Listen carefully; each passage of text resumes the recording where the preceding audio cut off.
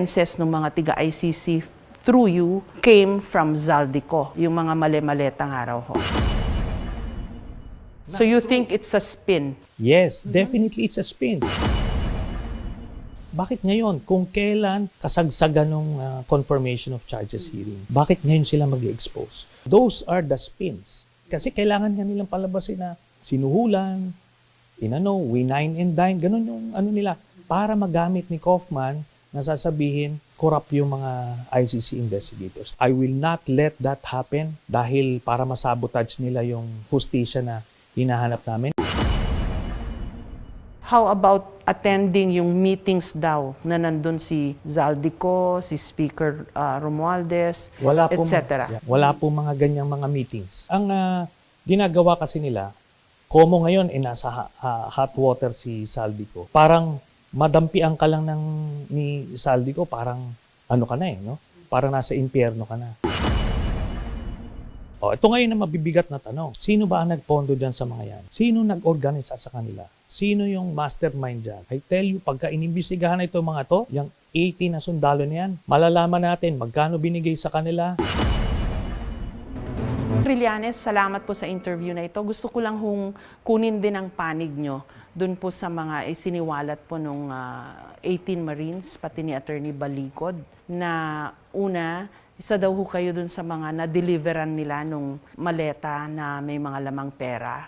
And number 2, kayo daw po yung parang nag-handle or tumulong dun po sa mga taga-ICC when they came over twice ho ba to investigate ito pong extrajudicial killings. Ano ho masasabi niyo po doon?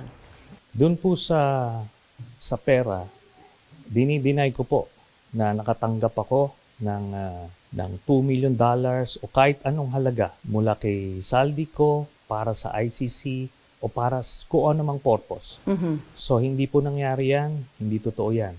Ngayon, tungkol naman po sa pakikipag-ugnayan sa ICC. Inamin ko naman po, since 2017, nakikipag-ugnayan kami, no? Nag-file kami nila Congressman Alejano sa ICC. At simula noon, kami po ay tinutulungan namin sila pag kalap ng mga testigo at ebidensya. So, wala namang pong bawal doon sa pakikipag-ugnayan sa ICC. Mm-hmm. Ang medyo tricky lang po doon, kung totoo yung allegation nila, na the money para magamit for the expenses ng mga tiga-ICC through you came from Zaldico, yung mga mali-maletang araw ho. Ano masasabi niyo po doon? Yun na nga po ang sinasabi ko, hindi po totoo. Pag nakita niyo yung kanilang press con, may mga portions, assuming na sila nga yung nagbantay doon sa ICC. Yung portion na yun, wala namang krimen doon eh. Di ba? Walang illegal doon. Pero kailangan nilang haluan ng $2 million, sabi nila doon, sa kanilang affidavit. Unang-una, bakit mo, paano yung dollars na yun? Ibinigay ko sa kanila na suhol? Paano yun ilalabas nila ng bansa? Paano ba maglabas ng $2 million? Di ba?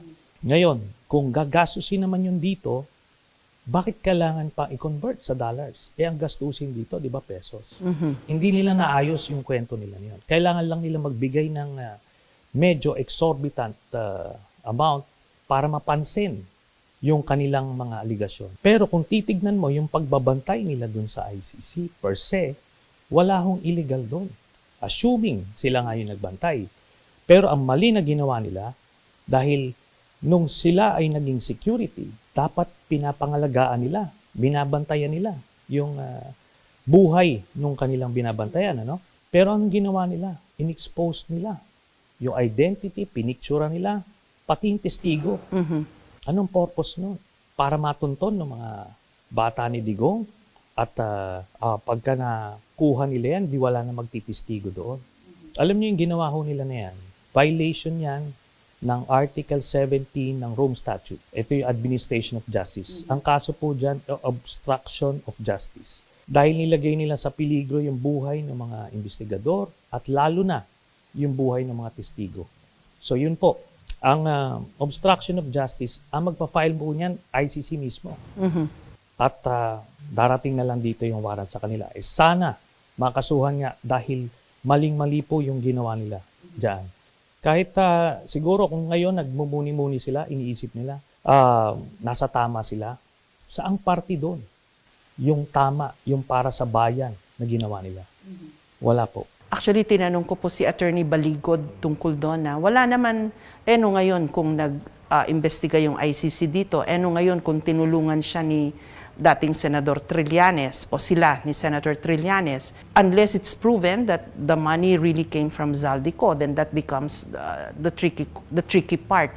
Pero ang sabi ho niya, hindi kasi siya naniniwala dun sa jurisdiction ng ICC over the case against Duterte. Ano hong sagot niyo doon?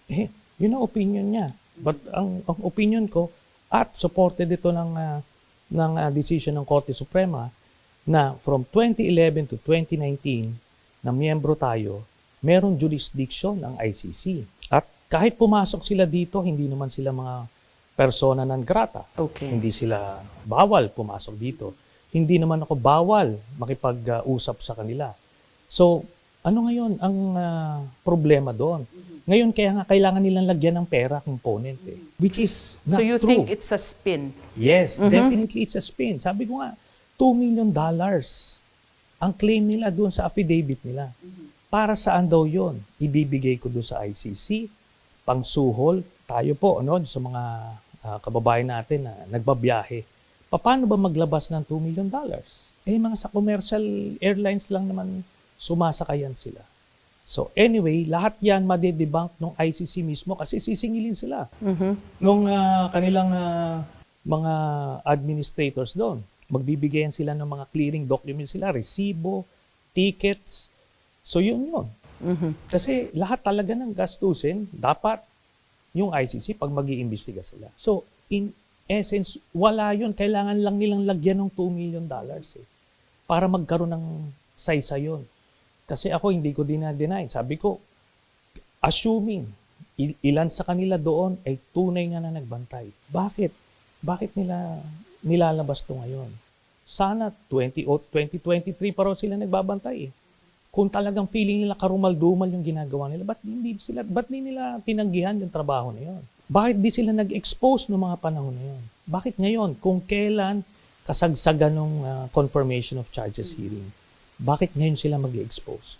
So ito yung suspect ko dyan. Baka itong si Kaufman, gagamitin niya yung mga sinabi nila. Probably to request for a mistrial. Kasi talagang pananabutahe yung ginawa Kasi sa lahat ng panahon, ngayon pa nila ginawa yung kanilang declaration. Hindi next week, pagtapos na yung confirmation of charges, or late last year, kasi awak na nila impormasyon Bakit ngayon lang? Ito ngayon na mabibigat na tanong. Sino ba ang nagpondo dyan sa mga yan? Sino nag-organize sa kanila? Sino yung mastermind dyan? Sino yung nag-facilitate or nag-organize ng buong press con? Mabibigat na yan. At malalaman yan. I tell you, pagka inimbestigahan na ito mga to, yung 80 na sundalo na yan, pag hiniwa-hiwalayin at tanungin, lahat yan, bibigayan. Malalaman natin magkano binigay sa kanila, sino nagdikta sa kanila kung ano sasabihin, etc. Yung isa ho doon, kasama nyo raw dati sa kulungan. Yung isa doon, dati naming kasama, pero ganun din nga ang naging problema. Bumaliktad siya habang nandoon pa lang kami sa kulungan, bumalik loob kina Gloria noon. So, it speaks of the character of the man. Ano hong balak nyo ngayon on your own, personally? Kasi I think yesterday you said something about you will be, Filing. papanagutin ko kayo, Yes. parang ganon. I will be filing cyber libel cases against them. So antayin nila ito. Nakakalungkot kasi mga dating kabaro natin. Pero mali yung ginawa nila. Walang bayan dito sa ginawa nila na ito. Alam nila yan. Alam nila kung ano yung kapalit, yung magkano nila pinagpalit yung patriotic duty nila. Ang kinukonsid ko nga, sabi ko nga, some of them might have been part of the security detail ng ICC, kaya meron silang mga ganon. Pero, bakit nila pinicturan? Di ba? Bantay ka May yung VIP mo, sinisecure mo, pinipicturan mo ng pasikreto. Bakit? May plano ba sila mang blackmail nun? Tapos, ang masahol dito, yung mga testigo, pinicturan din nila eh. Tapos, in-out nila, nilagay nila yung mga pangalan. Anong purpose nun? Wala namang political value yun, kung hindi nilalagay nila sa peligro yung buhay mo. Kaya, dahil doon, talagang mabigat ang atraso nila. Hindi lang sa akin, kundi sa buong kausa. Ganito po, sinasabi ko na, wala po ako natanggap o tinanggap na pera mula kay Saldico, kahit na anumang halaga, $2 million o kung anong halaga para sa ICC. Ayan po yan. Tanggalin na natin yan. Pag tinanggal mo yan, what do they have? Nagbantay sila. So yan, I will not even deny that. O sige, totoong hinatid nyo sa mga hotel, hinatid nyo dito sa kung saan mga meeting places. May bawal ba ron? Wala. So yun ang problema. Hahaluan nila yung totoo ng hindi totoo. Para ngayon, magkaroon ng spin. How about attending yung meetings daw na nandun si Zaldico, si Speaker Romualdez? Wala pong mga ganyang mga Remulla. meetings. Wala pong mga ganyang mga meetings. Yan po. Ang ginagawa kasi nila, komo ngayon nasa hot water si Saldico. Parang madampian ka lang ni Saldico, parang ano ka na no? Parang nasa impyerno ka na. Si Saldico, isang prominent na Bicolano na politician. Yan siya ay ako, coming from Bicol, so we run in the same community. Kakilala ko po yan. Yung abogado niya, abogado ko rin. So, meron kaming ugnayan even before 2022, probably 2013. Yan po. Ngayon, ano po ang issue diyan sa ugnayan na yan? Di ba? Is that a crime? Lalo na nung hindi pa siya lumalabas bilang primary suspect dito sa flood control scandal. Pero yun nga po, di ho ba? They even have a code for you. Ito pong 18 Marines, ST for Sunny Trillanes. Ano masasabi niyo ho nun? Alam niyo po, pati yung mga staff ko dito, STO yung tawag sa akin. Okay. Again, there's nothing wrong with that kahit na ano pa yung code name nila sa akin. Pero ang tanong dito, nagbigay ba sila sa akin ng $2 million na sinasabi nila o magkano?